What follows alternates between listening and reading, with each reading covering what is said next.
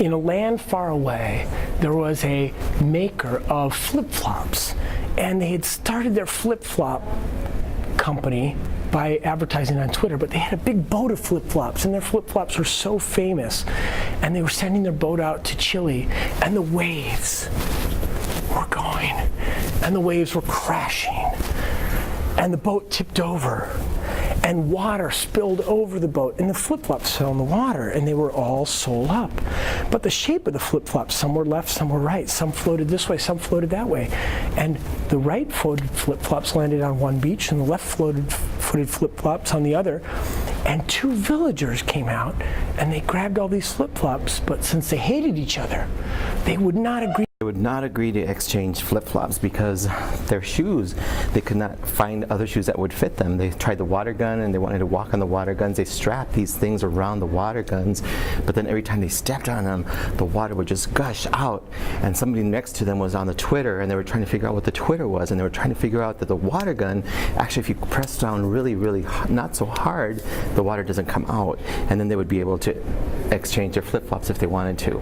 And they kept going, and they were trying to survive, and that all their instincts came together, and they were trying to work out their best possible instincts that they each had in order to survive on this island that they were playing with. They were trying to be the survivors of the island. They'd been there for 3 weeks now.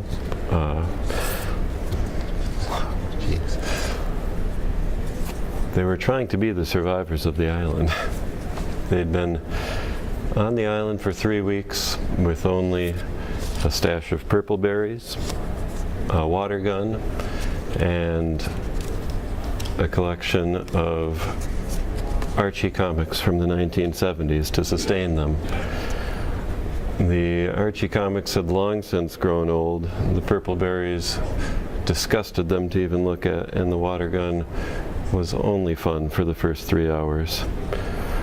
They devised their own form of Twitter. They devised their own form of Twitter. And they got into a serious discussion about their water gun usage. People didn't think that these 5-year-olds would really be using Twitter, but they ended up signing up on their own accounts because they saw their parents doing it and they wanted to as well.